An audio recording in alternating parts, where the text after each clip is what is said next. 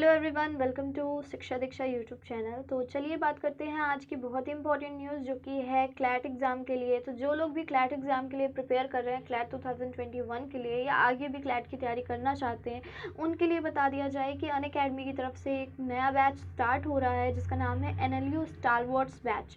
इस NLU स्टालवर्ट्स batch में जो है सबसे ख़ास बात कि वो लोग पढ़ाएंगे आपको क्लासेस, वो लोग लेंगे जो कि प्रीवियसली सिलेक्टेड हैं, यानी कि जिनको ऑलरेडी जो NLU से पढ़ चुके हैं नेशनल लॉ यूनिवर्सिटी से, वो आपको क्लासेस देंगे। वो आपको बताएंगे कि कैसी क्या स्ट्रेटजी होनी चाहिए, किस तरीके से उन्होंने पढ़ाई की, किस तरीके से आपको पढ़ना होगा, और वो आपके जितने भी डाउट्स हैं, जो भी चीज़ें हैं, वो सारी क्लियर करेंगे और अपनी क्लासेस लेंगे। तो आपको भी अगर कोई भी डाउट होता है तो आप लोग उनसे डायरेक्टली पूछ पाओगे। और ये सबसे अच्छी बात है कि जो लोग सिलेक्ट हुए हैं वही आपको बताएंगे कि आपको किस तरीके से पढ़ाई करनी है, और सारी आपकी जो भी चीज़ें हैं, जो भी क्लासेस में जो भी आपको प्रॉब्लम्स है, सब आपकी दूर करेंगे। ये जो बैचेस हैं ये 19 दिसंबर से स्टार्ट हो रहे हैं।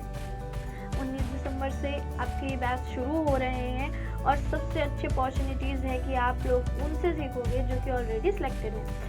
तो ये जो आपके लेसन्स होंगे हिंदी और इंग्लिश दोनों ही लैंग्वेज में रहेंगे, बाइलिंगुअल होंगे, कोई भी आपको प्रॉब्लम नहीं होने वाली है। अगर बात की जाए कि अगर अनअकैडमी का आप सब्सक्रिप्शन भी लेते हैं तो ये आपके लिए बहुत ही ज़्यादा बेनिफिशियल है। इसमें आपको क्या क्या बेनिफिट्स मिलते हैं, देखिए सबसे बड़ी चीज़ ये होती है कि अगर आपको कोई भी डाउट होता है तो अनअकैडमी बहुत ही बेस्ट प्लेटफॉर्म है जहाँ पे आप अपने डाउट का तुरंत जो है सोल्यूशन पाते हैं। अगर आपको कोई डाउट है तो आप उसकी पिक्चर क्लिक कीजिए, भेजिए, और आपको एक डिटेल्ड वीडियो मिल जाएगी उस डाउट पे। So this is really best for all the learners जो भी तैयारी कर रहे हैं किसी भी एग्जाम्स के लिए सीरियसली होके, तो उनको ये बैच ज़रूर ज्वाइन करना चाहिए, सब्सक्रिप्शन लेना चाहिए अनअकैडमी का।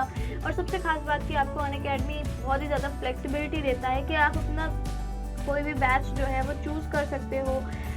फ्लेक्सिबिलिटी है कि आप सब्सक्रिप्शन जब भी बाय करते हो तो आप किसी भी, चाहे 1 मंथ का बाय कीजिए, 3 मंथ का बाय कीजिए, 6 मंथ का बाय कीजिए, 12 मंथ का, 24 मंथ का। लेकिन होता क्या है गाइस कि 12 मंथ और 24 मंथ में आपको सबसे ज़्यादा डिस्काउंट मिलता है। So this is really good. अगर आप 12 मंथ और 24 मंथ का जो सब्सक्रिप्शन लेते हैं तो वो आप लोगों के लिए बेस्ट है, ठीक है।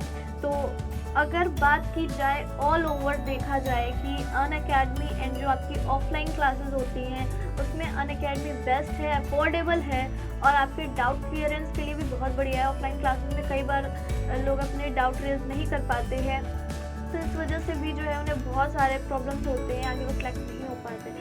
सो अनअकैडमी आप लोगों के लिए बहुत ही बढ़िया प्लेटफॉर्म है। अगर आप जल्दी से ज्वाइन करना चाहते हैं तो लिंक आपको डिस्क्रिप्शन में मिल जाएगी। लेट मत कीजिए, बैच को जल्द से जल्द ज्वाइन कीजिए, इनरोल कीजिए, आपको लिंक मिल जाएगी डिस्क्रिप्शन में। और सब्सक्रिप्शन लेना चाहते हैं तो भी आपको डिस्क्रिप्शन में सब कुछ अवेलेबल है, आपको सब पता चल जाएगा कि कैसे क्या आपको सब्सक्रिप्शन लेना है, ठीक है। तो जल्दी से देखिए, आपको करना क्या है कि आपको क्लैट के कैटेगरी में जाके, अनअकैडमी में क्लैट की कैटेगरी में जाके गेट सब्सक्रिप्शन पे जाना है, और वहाँ से अपने अकॉर्डिंग आप कोई भी सब्सक्रिप्शन जो है बाय कर सकते हैं, जैसे कि मैंने बताया।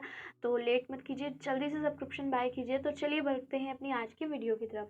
हेलो दोस्तों, स्वागत है आपका शिक्षा यूट्यूब चैनल में।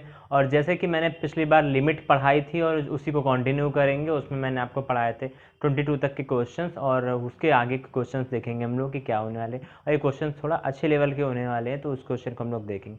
यदि आपने इस चैनल को तब तक सब्सक्राइब नहीं किया तो सब्सक्राइब कर लीजिए, बेल आइकन को प्रेस कर लीजिए। होप कि आपको ये वीडियो अच्छी लगेगी। तो चलिए देखते हैं। तो ये जो 21 तक क्वेश्चन कराया था, 22 क्वेश्चन कराना है मुझको, ठीक है। तो ये देखते हैं क्वेश्चन क्या है लिमिट में, और ये आपके लिए बहुत ही ज़्यादा बेनिफिशियल है किसी भी एग्ज़ाम जिसमें मैथमेटिक्स आती है उसकी तैयारी के लिए खास करके।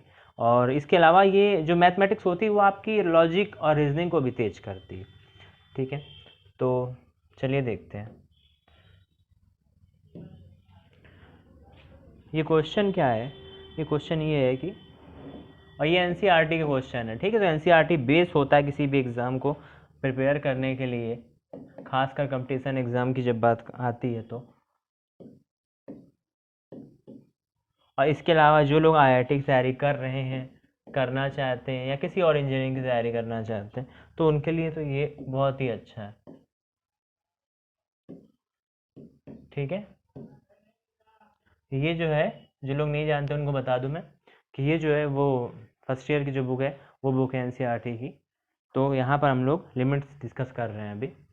और ये जो क्वेश्चन है, ये क्वेश्चन है लिमिट का, इसको कैसे सॉल्व करना है इसके बारे में बात करेंगे। जैसे कि पहले भी लिमिट के बारे में जो बताया गया है वो ये है कि पहले हम लोग क्या करते हैं, सबसे पहले हम लोग ये देखते हैं कि वो जो वैल्यू है लिमिट की उसको पुट करेंगे तो क्या होगा। ठीक है, अब इसकी वैल्यू को यहाँ पुट करेंगे तो होगा क्या, ये चीज़ चेक करें। तो पहली बात ये देखो कि ये x की वैल्यू π/2 जो कि π/2 की तरफ टेंड कर रहा है, यदि इस वैल्यू को यहाँ पर हम लोग रखते हैं तो ये 0 हो जाएगा, नीचे 0 हो जाएगा ये, तो इसका मान आप कॉस देखो ये नीचे 0 हो जाती है, वो इनफाइनाइट हो जाती है। ठीक है, लेकिन यदि आप यहाँ पर रखोगे तो यहाँ पर इसकी वैल्यू क्या आ जाएगी, 2 कैंसिल हो जाएगा, 10 पाई आ जाएगा, तो कुल मिला के इंडिटरमिनेट फॉर्म बन जाएगी।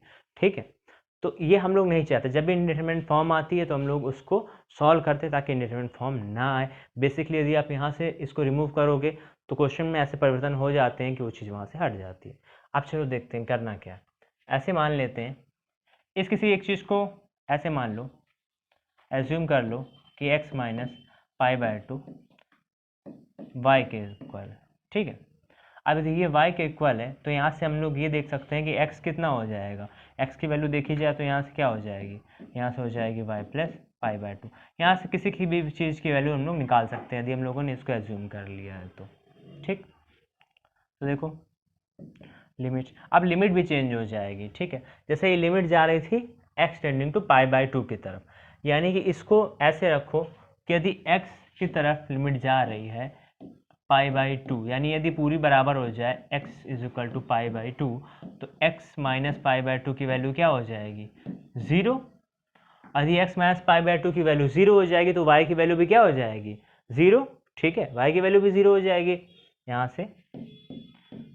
तो जब हमने इसको चेंज कर लिया है y के टर्म में तो ये लिमिट भी चेंज हो जाएगी y के टर्म में।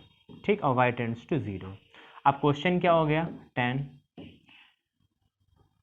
2 और x की जगह हम लोग ये वाली वैल्यू रखेंगे y प्लस π/2। ठीक, और देखो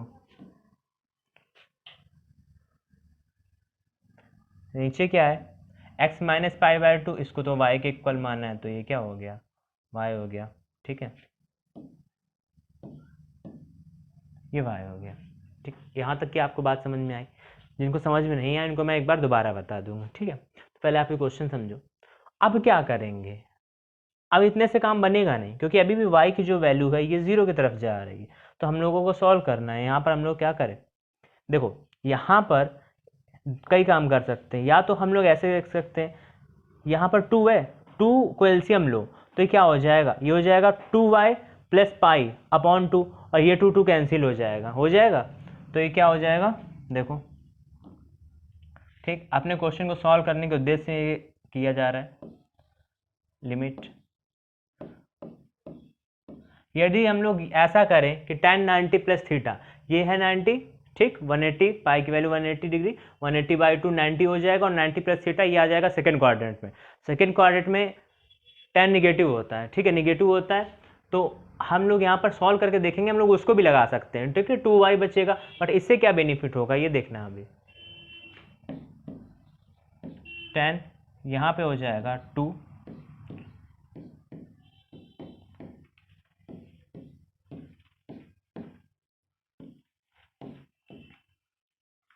देखो tan 2y प्लस पाई, अब ये किस में चला गया, अब यहाँ ये चला जाएगा थर्ड क्वाड्रेंट में। ठीक, थर्ड क्वाड्रेंट में tan क्या होता है, पॉजिटिव होता है, तो वैल्यू क्या आएगी इसकी,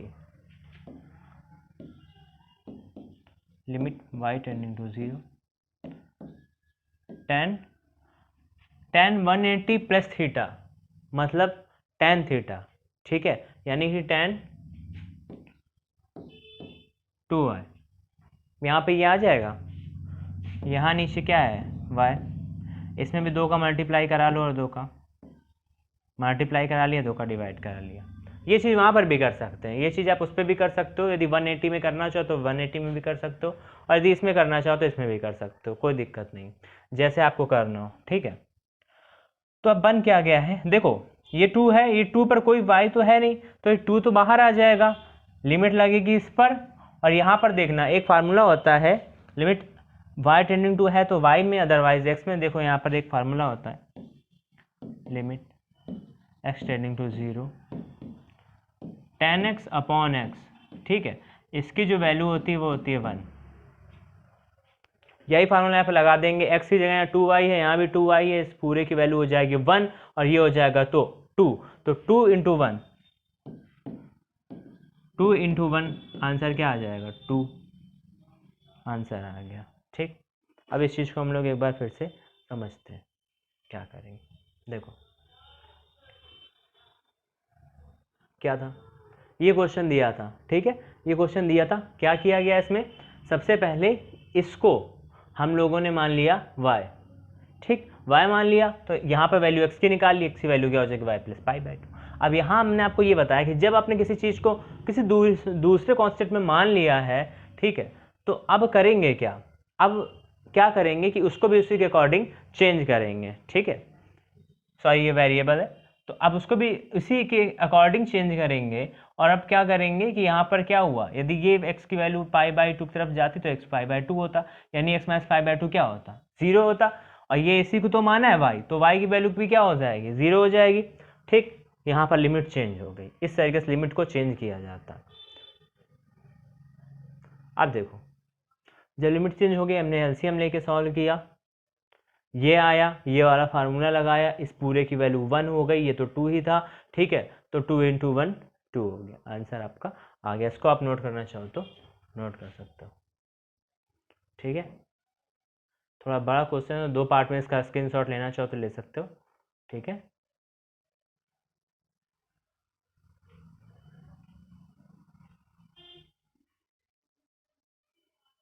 ठीक, तो इस तरीके से ये आ गया। अब हम लोग देखेंगे अगला क्वेश्चन, अगला क्वेश्चन क्या कहता है,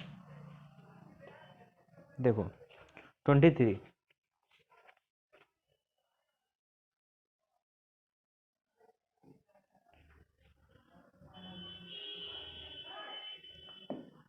क्या कह रहा है, find limit x tending to 0 fx, ठीक, and limit x tending to 1 fx, इनकी वैल्यू फाइंड करनी है, ठीक है। वेयर कह रहा है fx जो है फंक्शन ऐसे दिया गया है 2x प्लस 3 और है 3x प्लस 1, ठीक, यहाँ x is less than equal to 0 और यहाँ x इज ग्रेटर देन 0, ठीक है, इस तरीके से दिया गया। तो क्या करेंगे, कैसे करेंगे, देखो लिमिट x इंटू 0 fx और लिमिट x इंटू 1 fx, ये वैल्यू दी गई।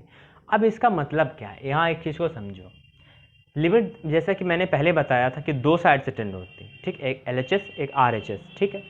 तो अब देखो जो 0 से छोटा या 0 के बराबर, मतलब ये निगेटिव साइड से आ रही है, ठीक। अब जैसे कि होता क्या है, जैसे कि ये है 0, ठीक है, ये क्या है 0, तो लिमिट 2 साइड से 0 की तरफ आ सकती है, एक इस साइड से एक इस साइड से, ठीक।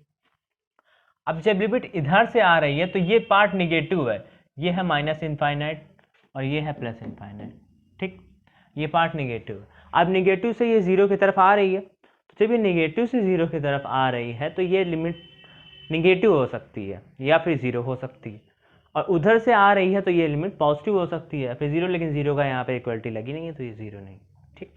तो जब हम लोग ये पार्ट उठाएंगे, ठीक है, ये पार्ट कौन सा है, ऐसे आप खड़े हो जाओ तो ये पार्ट LHS है और वो पार्ट RHS है, तो LHS का पार्ट है निगेटिव साइड वाला पार्ट, तो LHS जब लेंगे हम लोग LHS में, तो LHS की वैल्यू क्या आएगी, LHS जब लेंगे तो ये वाली फंक्शन उठाया जाएगा क्योंकि 0 से छोटा वाला फंक्शन, तो ऐसे लिखो लिमिट एक्सटेंडिंग टू 0 fx, ठीक है। अब यहाँ fx हो जाएगा ये वाला, जब वो उठाएंगे तो fx हो जाएगा ये वाला। इस चीज़ को समझने की बात है, कई लोग इस चीज़ को समझ नहीं आता कि फंक्शन कब कौन सा लेना है, ठीक है, तो इस फंक्शन को लेने का यही एक तरीका होता है। अब इस यहाँ पर ये वाला फंक्शन लेंगे, ये वाला जो 0 से छोटा है, ठीक है, तो इसको लिखते कैसे हैं, इसको ऐसे लिखेंगे, LHS ले रहे हैं ना, लिमिट, ठीक, x टेंडिंग टू 0 के ऊपर छोटा सा माइनस, ठीक है, ये LHS से आ रही है हम लोग को पता चल जाता है, और fx है ये 2x प्लस 3, और वैल्यू क्या रखनी है, वैल्यू जीरो ही रखनी है, वैल्यू क्या रखनी है, जीरो रखनी। तो लिमिट की वैल्यू पुट कर दो, जब लिमिट की वैल्यू पुट करोगे तो जीरो हो जाएगी, तो 2 × 0 0 और ये वैल्यू 3 आंसर। इसका अभी आंसर नहीं है बल्कि ये आएगा ये 3। ठीक, ये LHS आ गया। अब लोग RHS जब उठाएंगे, ठीक है, या कह दो कि इस साइड के फंक्शन उठाएंगे, या RHS LHS ना करके यहाँ पर सिंपल ये कर लेते हैं, क्योंकि ये एक ही फंक्शन का LHS RHS नहीं है ना, ये 2 फंक्शन हो गए। ठीक है, तो इसके लिए हम लोग अच्छा रहेगा कि यहाँ पर क्या किया जाए कि हम लोग LHS RHS शो ना करें। ठीक है, वरना नंबर शायद कट सकते हैं। ये वाला फंक्शन था, अब क्योंकि ये फंक्शन बदल गया है, अब देखो लिमिट x टेंडिंग टू क्या कहा जा रहा था, कौन होगी भाई। अब कौन सा फंक्शन है, 1 की तरफ जाना है, तो 1 की तरफ के लिए फंक्शन fx कौन सा होना चाहिए। जब 1 की तरफ जाना है तो ये वाला फंक्शन उठाएंगे हम लोग। ठीक है, ये वाला फंक्शन उठाएंगे, क्योंकि 0 से बड़ा है, तो 0 से बड़ा ही तो हो सकता है कि 1 की तरफ से आ रहा हो उधर वो वाली साइड। तो देखो, तो यहाँ पर क्या करेंगे, एक्सटेंडिंग टू ये हो जाएगा 1 और फंक्शन उठाओ ये वाला, पहले ही लिखो ऐसे। प्रोसीजर ये है कि पहले fx को लिखा जाए और उसके बाद में, ठीक है, मैं पूरे प्रोसीजर से बता रहा हूँ ताकि आप लोग समझ में आए कि वहाँ आपको करना कैसे, यदि आपको सब्जेक्टिव पेपर करना हो तो 3x + 1। ठीक, अब यहाँ पे क्या हो जाएगा, 1 रख दो वैल्यू, तो ये हो जाएगी 1 और ये भी है 1, 1 + 1 क्या हो गया 2, और 2 का 3 के साथ मल्टीप्लाई क्या हो गया 6, 3 × 2 = 6 ना, तो 6। तो 2 फंक्शन के आंसर आ गए। एक तरफ जब 0 होगा तो फंक्शन ये वाला हम लोग उठाएंगे, 3 आंसर आएगा, और दूसरी तरफ ये जब होगा तो 6 आंसर आएगा। ठीक है, ये दोनों बात आपको समझ में आ गई। अब इसको आप यहाँ पर स्क्रीनशॉट इसका ले सकते हो। देखो यहाँ तक तो क्वेश्चन ही था, ठीक है, ये तो क्वेश्चन ही था, और इसका स्क्रीनशॉट ऐसे लेना चाहो तो ले लो। और फिर ये देखो यहाँ से सॉल्व किया है तो ये है। ठीक है, तो अब चलते हैं अगले क्वेश्चन की ओर। अगला क्वेश्चन है मॉड का क्वेश्चन। मॉड का क्वेश्चन नहीं, पहले उससे पहले एक और क्वेश्चन है, ठीक है, जो हम लोग देखेंगे, जो कि है 24 नंबर क्वेश्चन। क्या कह रहा है कि लिमिट है x टेंडिंग टू 1 fx, ये है। ठीक, ये कब है, वेयर, जब fx कंडीशन क्या दी गई, देखो जब fx है x² - 1, ठीक है, जहाँ पे x की वैल्यू है < और = 1, या तो 1 से छोटी या तो 1 के बराबर। और दूसरी कंडीशन दी गई है -x² - 1, ये कब होता है, जब x की वैल्यू 1 से बड़ी हो जाएगी तो ये वाला फंक्शन ले लेंगे। ठीक, तो ये दोनों फंक्शन है। अब fx की वैल्यू आई है, ठीक है, ये देखो एक ही, यानी कि एक ही लिमिट के लिए दोनों चीज़ें चेक करनी है। अब यहाँ पर हम लोग LHS RHS लिख सकते हैं। ठीक, सेम कॉन्सेप्ट LHS में करेंगे तो ऐसे लिख सकते हैं, पहले ये ऐसे लिख लो एक बार, limit x tending to 1 fx, इसकी बात हो रही है। LHS में हो रही है तो यानी कि माइनस लगा दिया। ठीक, limit x tending to 1 - fx। अब देखो हमने जैसे कहा था कि छोटा होगा तो 1 से छोटा होगा तो ये वाला फंक्शन लेना है, यानी x² - 1 लेना है। ठीक, अच्छा x की वैल्यू कितनी है 1, माइनस से कंफ्यूज मत होना, वो माइनस दिखाता है कि आप किस साइड से आ रहे हो। ठीक है, तो वैल्यू 1 पुट करो तो 1 - 1 क्या हो जाएगा, 1 का स्क्वायर भी 1 होता है, तो 1 - 1 हो जाएगा 0। तो यहाँ पे फंक्शन क्या आ गया 0। ठीक,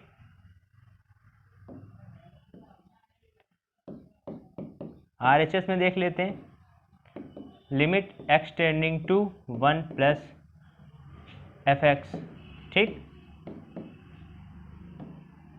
अब 1 + fx में कौन सा फंक्शन है, वो वाला, देखो limit x tending to 1 + fx में कौन सा है, माइनस का x² माइनस का 1। ठीक है, इस पर जब वैल्यू रखेंगे तो माइनस का 1 का स्क्वायर 1, यानी -1 - 1, ये हो जाएगा -2। ठीक है, ये दोनों फंक्शन आ गए अलग अलग। तो हमें क्या करना था, लिमिट फाइंड करनी थी, हमने लिमिट फाइंड कर ली है। अलग अलग फंक्शन थे, LHS और RHS की वैल्यू अलग अलग आ गई। अब जैसे एक ही फंक्शन पे आती है अलग अलग वैल्यू, तो हम लोग कहते हैं लिमिट डज नॉट एग्जिस्ट, कि लिमिट एग्जिस्ट नहीं करती। भाई लिमिट क्यों नहीं एग्जिस्ट करती, क्योंकि जो फंक्शन है LHS पे जो वैल्यू आनी चाहिए वह RHS पे वैल्यू आनी चाहिए। यदि ऐसा होता है तो लिमिट एग्जिस्ट करती है, अदरवाइज लिमिट एग्जिस्ट नहीं करती है। ठीक है, और इसका कॉन्सेप्ट ये है, इसको कर लो कॉपी। ठीक है, आगे चल के भी इस कॉन्सेप्ट की बहुत ज़रूरत पड़ने वाली आगे क्वेश्चंस में, पहले इसको कर लो। इसको स्क्रीनशॉट ले लो इसका, और जो इसका आंसर है वो भी इसका आंसर यही है, लिमिट डज नॉट एग्जिस्ट। ठीक है, तो लिमिट एग्जिस्ट क्यों नहीं करती, हम लोग इस पर ज़रा फोकस करते हैं। भाई लिमिट कैसे एग्जिस्ट करेगी। अब यहाँ पर एक ही फंक्शन एक ही लिमिट पर पूछा गया, ठीक है, तभी हम लोगों ने LHS RHS निकाला उसमें, इसीलिए LHS RHS को हटा दिया गया था क्योंकि वो अलग अलग लिमिट पे ही पूछा था, तो उनकी बात ही अलग हो गई। बट एक ही लिमिट पे ही कैसे नहीं एग्जिस्ट करेगी, यदि नहीं एग्जिस्ट करती तो फिर बात कैसे बनेगी, ये है। ठीक, ये हो गया 1। अच्छा 1 पे क्या है, आप इधर से आ रहे हो और एक आप इधर से आ रहे हो, भाई दोनों इधर से आ रहे हो, पहुंचोगे तो कहीं यहीं। ठीक है, पहुंचोगे तो यहीं ना, रास्ता कुछ भी हो। ठीक, लेकिन आप एक इधर से आ रहे हो तो कहीं और पहुंच गए, किधर से आ रहे हो तो कहीं और पहुंच गए, ऐसा कैसे हो सकता है। इसका मतलब ये कि ये जो फंक्शन है ये इस लिमिट पर 1 पर एग्जिस्ट नहीं करता है। ऐसा हो ही नहीं सकता कि अलग अलग जगह आ जाए अलग लिमिट, इसका मतलब एग्जिस्ट नहीं करता। लिमिट में हम लोग यही तो चेक करते हैं।